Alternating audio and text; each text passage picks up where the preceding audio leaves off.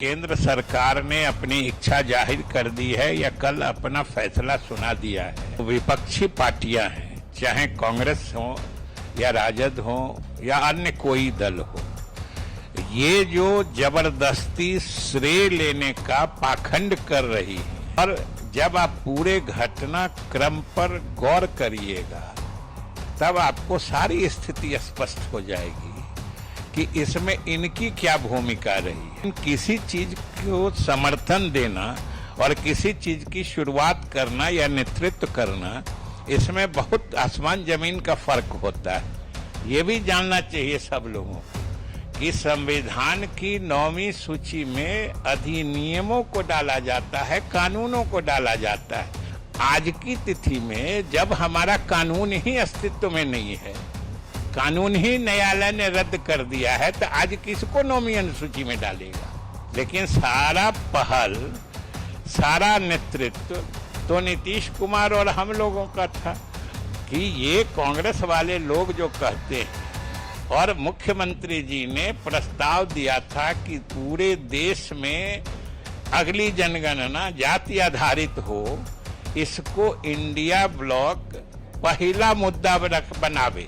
तो सबसे पहले राहुल गांधी ने आगे बढ़ के ममता बनर्जी के साथ और अन्य दलों के साथ मिलके हमारे नेता का प्रस्ताव खारिज कर दिया था। और जब बिहार ने करके दिखा दिया सफलतापूर्वक और उस पर आगे की बात भी कर डाली, तब यही राहुल गांधी पूरे देश में घूम घूम के कहने लगे कि 2014 तक तो इन्हीं की सरकार थी, अगर चाहते थे तो क्यों नहीं कर दिया। और आज अगर मोदी जी ने फैसला लिया है तो इसका पूरा श्रेय पूरे देश में जनगणना कराने का हमेशा मोदी जी को ही रहेगा। और बिहार में सफलतापूर्वक जाति आधारित गणना कंप्लीट करा देने का श्रेय हमेशा इतिहास में नीतीश कुमार के नाम ही दर्ज रहेगा। स्वागत किया है और प्रधानमंत्री जी को धन्यवाद दिया है।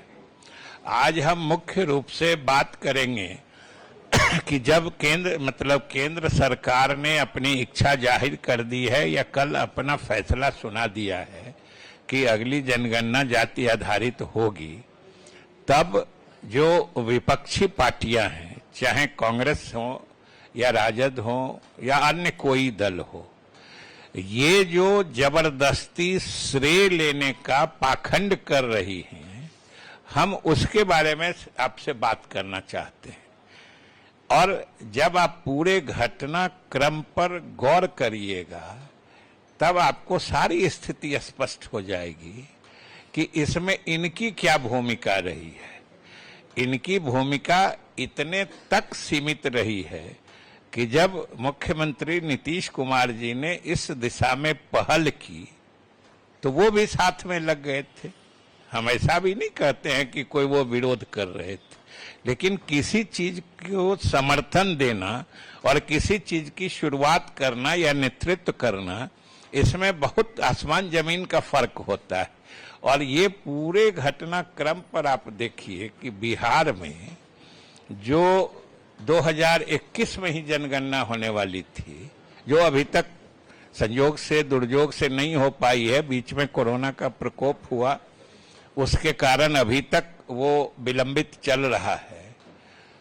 उसी समय जब जनगणना होने वाली थी तो 2019-20 में ही सबसे पहले देश में नीतीश कुमार जी के नेतृत्व में बिहार की तरफ से ये आवाज गई थी कि 21 वाली जनगणना जाति आधारित हो। और संयोग से पार्टी ने हमें, यानी नेता ने हमें उस समय बिहार विधानसभा के अध्यक्ष के रूप में काम करने का मौका दिया था। इसलिए मेरी अध्यक्षता में ही बिहार विधानसभा ने 2019 और 20 में मुख्यमंत्री जी के इस प्रस्ताव को सर्वसम्मति से पास किया था और केंद्र सरकार से अनुरोध किया गया था 2019 और 20। और हम जब डेट बता रहे हैं, घटना का सीक्वेंस बता रहे हैं, तो हमेशा याद रखिए उसका भी अलग महत्व और तात्पर्य है। और 19 और 20 कहने का मतलब है कि दोनों समय में बिहार में एनडीए की हुकूमत थी। नीतीश कुमार के नेतृत्व में एनडीए की सरकार थी, जब पहली बार विधानसभा में इस बात पर सर्वसम्मति से प्रस्ताव पारित हुआ था। उसके बाद फिर अगले कदम के रूप में 2021 में सर्वदलीय प्रतिनिधिमंडल प्रधानमंत्री से भी मिला था। उस समय भी एनडीए की सरकार थी और सभी दलों के नेता, संयोग से उसमें भी मैं एक था, हम लोग गए थे और प्रधानमंत्री से मिले थे और प्रधानमंत्री के तरफ से सिर्फ इतना संदेश आया था कि भाई अभी तो जो उस समय तक 21 जनगणना के बारे में पद्धति या प्रक्रिया चल रही थी वो काफी बढ़ चुकी थी, यानी जो उसके फॉर्म होते हैं वो छप उप चुके थे।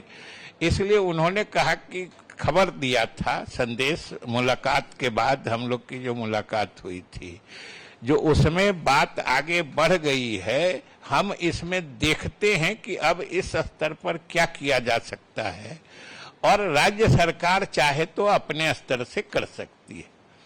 उस आधार पर मुख्यमंत्री जी के पहल पे जो हुआ, राज्य ने अपने संसाधनों पर जाति आधारित गणना कराने का फैसला किया।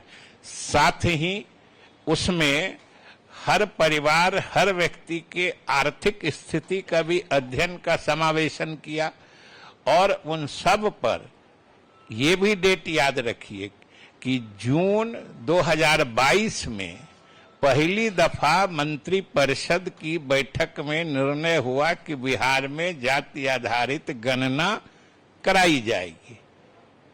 और वो तिथि भी इसलिए महत्वपूर्ण है कि उस समय भी बिहार में एनडीए की हुकूमत थी, जून 2022, और ये सरकार में आए थे हम लोगों के साथ अगस्त में, 10 अगस्त को वो सरकार बनी थी। इसलिए कोई फैसला, कोई मामला ऐसा नहीं था जो इनकी पहल या इनके जोर लगाने से हुआ था। सारा फैसला, सब कुछ पहल और उसमें नेतृत्व नीतीश कुमार का था और सरकार एनडीए की थी। और उसके बाद फिर हुआ, प्रक्रिया आगे बढ़ी और जब ये अंतिम रूप से दाखिल हुआ, जब गणना पूरी हो गई, फिर उसके आधार पर नए आंकड़े आए, उसके आधार पर फिर विभिन्न जो सामाजिक वर्ग हैं, पिछड़े, अति पिछड़े, अनुसूचित जाति के लोग, अनुसूचित जनजाति के लोग, उन लोगों के लिए जो आरक्षण सीमा बढ़ाई गई थी वो भी फिर उस समय एनडीए की हुकूमत आ गई थी। और सब जानते हैं कि उसके लिए हम लोगों ने कानून भी बनाया था, लेकिन कानून को उच्च न्यायालय ने निरस्त कर दिया है और हम लोग तत्क्षण हाई कोर्ट के निरस्त के आदेश के खिलाफ हम लोगों ने उच्चतम न्यायालय में मामला दायर कर रखा है और बिहार सरकार बड़ी मुस्तैदी से उस मुकदमे की पैरवी कर रही है। और हम तो आस लगाए बैठे हैं कि मामला हम लोग के पक्ष में निर्णय हो। और जहां तक 9वीं अनुसूची में भी डालने की हास्यास्पद बात करते हैं, ये भी जानना चाहिए सब लोगों को कि संविधान की 9वीं सूची में अधिनियमों को डाला जाता है, कानूनों को डाला जाता है। उसमें देखिएगा तो एक से लेके जितनी सूची में अधिनियम सब है, कानून सब है। आज की तिथि में जब हमारा कानून ही अस्तित्व में नहीं है, कानून ही न्यायालय ने रद्द कर दिया है, तो आज किसको 9वीं अनुसूची में डालेगा? ये सुन के आश्चर्य लगता है। और सरकार ने अपना कमिटमेंट बता दिया है कि हम उच्चतम न्यायालय से अपने हक में फैसला चाहते हैं और वो फैसला आ जाता है, फिर से इसको 9वीं अनुसूची में डालने की पहल की जाएगी। और जिस वक्त ये कानून बना था बिहार विधान मंडल में, उसी समय सरकार ने यानी मुख्यमंत्री ने केंद्र सरकार से अनुरोध भी कर दिया था कि इसको 9वीं अनुसूची में डाला जाए। अब आप ही बताइए कि आज राजद या कांग्रेस वाले अगर कह रहे हैं कि ये हमारे कारण हुआ, तो उनकी क्या भूमिका रही है? उनकी भूमिका हाँ ये इतनी तक सीमित है कि उन्होंने विरोध नहीं किया था, लेकिन सारा पहल सारा नेतृत्व तो नीतीश कुमार और हम लोगों का था।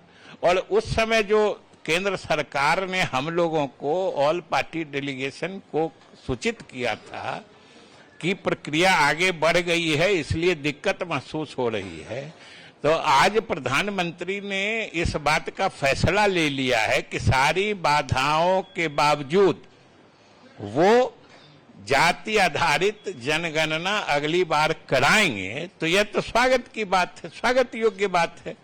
जो उस समय उन्होंने कठिनाई बताई थी, आज उन्होंने सारे कठिनाई रहने के बावजूद फैसला ले लिया है। तो इसका तो बिहार के लोग तो इसमें आगे बढ़ के काम कर चुके हैं। और सबसे बड़ी बात ये जान लीजिए कि ये कांग्रेस वाले लोग जो कहते हैं, उस समय हम लोग इंडिया ब्लॉक में थे और मुख्यमंत्री जी ने प्रस्ताव दिया था कि पूरे देश में अगली जनगणना जाति आधारित हो, इसको इंडिया ब्लॉक पहला मुद्दा बनावे राष्ट्रीय मुद्दों में। तो सबसे पहले राहुल गांधी ने आगे बढ़ के ममता बनर्जी के साथ और अन्य दलों के साथ मिलके हमारे नेता का प्रस्ताव खारिज कर दिया था। आज पता नहीं किस मुंह से कह रहे हैं। और जब बिहार ने करके दिखा दिया सफलतापूर्वक और उस पर आगे की बात भी कर डाली, तब यही राहुल गांधी पूरे देश में घूम घूम के कहने लगे। और कहने लगे तो इनके कहने का क्या मतलब है कि 2014 तक तो इन्हीं की सरकार थी, अगर चाहते थे तो क्यों नहीं कर दिया। और आज अगर मोदी जी ने फैसला लिया है तो इसका पूरा श्रेय पूरे देश में जनगणना कराने का हमेशा मोदी जी को ही रहेगा। और बिहार को इस मामले में नेतृत्व लेने का और बिहार में सफलतापूर्वक जाति आधारित गणना कंप्लीट करा देने का, पूर्ण करा देने का और उसको अपने अंतिम अंजाम तक पहुंचा देने का श्रेय हमेशा इतिहास में नीतीश कुमार के नाम ही दर्ज रहेगा। उसको कोई दूसरा बांट नहीं सकता। ये तो स्पष्ट है। और ये सब इस तरह का पाखंड जो जबरदस्ती कोई काम हो रहा है, तो उसमें से श्रेय हम ले लें, निकाल लें जबरदस्ती खोज के। जो हम भी थे, हम भी कह रहे थे। अरे कह रहे थे तो कहने तक रहिए, आप भी कह रहे थे, बोल रहे थे, लेकिन जो किया वो न किया। इतनी बात तो समझनी चाहिए। उनको खुले दिल से मानना चाहिए, साधुवाद देना चाहिए। इसलिए हम सिर्फ यही कहना चाहते हैं कि सब लोगों को खुले दिल से पूरे देश में जाति गणना कराने का श्रेय प्रधानमंत्री को और बिहार में इसको सफलतापूर्वक अंजाम देके पूरे देश को दिशा दिखाने वाला, रोशनी दिखाने का काम का श्रेय नीतीश कुमार को जाना चाहिए। ये सर्वविदित है।